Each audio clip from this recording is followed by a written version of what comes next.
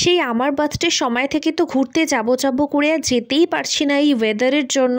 আগের দিনও তো দেখলে হাফ রাস্তা থেকে ভিজে ভুজে বাড়ি চলে আসতে হলো। ফাইনালি আজকে দেখলাম যে ওয়েদারটা ভালো, তাই বেরিয়ে পড়লাম। বাট ডকইয়ার্ডের প্ল্যানটা না ড্রপ করেছি, কারণ এই ওয়েদারে খিদিরপুর গিয়ে বেকার রিস্ক নিয়ে লাভ নেই। তাই চলে এলাম নিউ টাউনের একদম নিউলি ওপেন্ড একটা ক্যাফে, নাম হলো কাসা মিয়ামি। আর এখানে এসে দেখলাম যে মাটন পিৎজাটা পাওয়া যাচ্ছে। মানে আমি ওয়েস্টিনের পর আর কোথাও মাটন পিৎজা পাইনি, তো এখানে এসে অর্ডার করে দিলাম একটা মাটন ডাক বাংলো পিৎজা।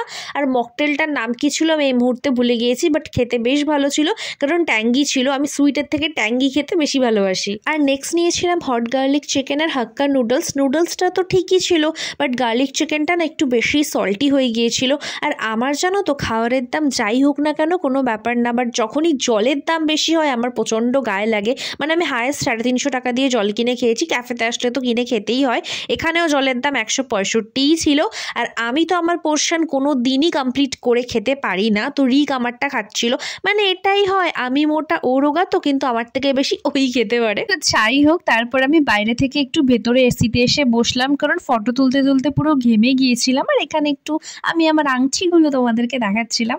এনিওয়ে তারপর বেরিয়ে গেলাম তো ক্যাফে থেকে। আর যেই বেরোলাম নামলো বৃষ্টি। আর আজকে আমি এক্সট্রা জুতো ক্যারি করতে ভুলে গিয়েছিলাম, তাই রিকের জুতোটাই পরলাম, ও খালি পায়েই চললো।